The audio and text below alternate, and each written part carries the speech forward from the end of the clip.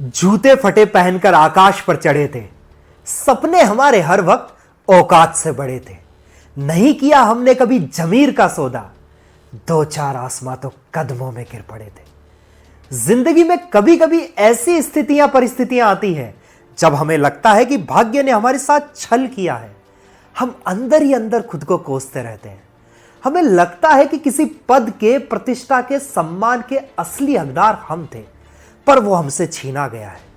पर क्या आप जानते हैं कि प्रकृति जब भी कुछ बड़ा तय करती है, जब भी कुछ बड़ा नियामन करती है, तो वो अपने सबसे प्यारे बेटे बेटियों को इसके लिए चुनती है। पर वो उस पद के असली हकदार है भी या नहीं, इसलिए प्रकृति हमें कई बार गिरा कर देखती है। और जब हम हर बार गिरकर खड़े होते हैं, तभी हम हार से बड़े होते हैं।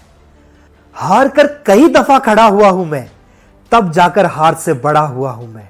नहीं था एक भी रोशनदान कमरे में मेरे, अंधेरों से लड़कर जुगनू हुआ हूं मैं। बहुत पूछा हवाओं को, बादलों का रास्ता मैंने, अपनी छत से गिरा तो परिंदा हुआ हूं मैं। हार कर कई दफा खड़ा हुआ हूं मैं, तब जाकर हार से बड़ा हुआ हूं मैं। कई दफा रुकावटों ने रुक कर पूछा मुझे, यहां किस उम्मीद से पड़ा हुआ हूं मैं। खुरेद खुरेद कर लिखा सिक्के के हर तरफ नाम अपना। लोग कहते हैं किस्मतों से गड़ा हुआ हूं मैं। मेरे हर हिस्से को चोट ने तोड़ा, तब जाकर कुदरत में करिश्मा हुआ हूं मैं। ना मेरा घर था शीशे का, ना फेंके मैंने पत्थर, मुझे जब घसीटा तब कोयले से हीरा हुआ हूं मैं। संभालो यारो अपने खैरात का कटोरा, कई रात भूखा सोकर राजा हुआ हूं मैं।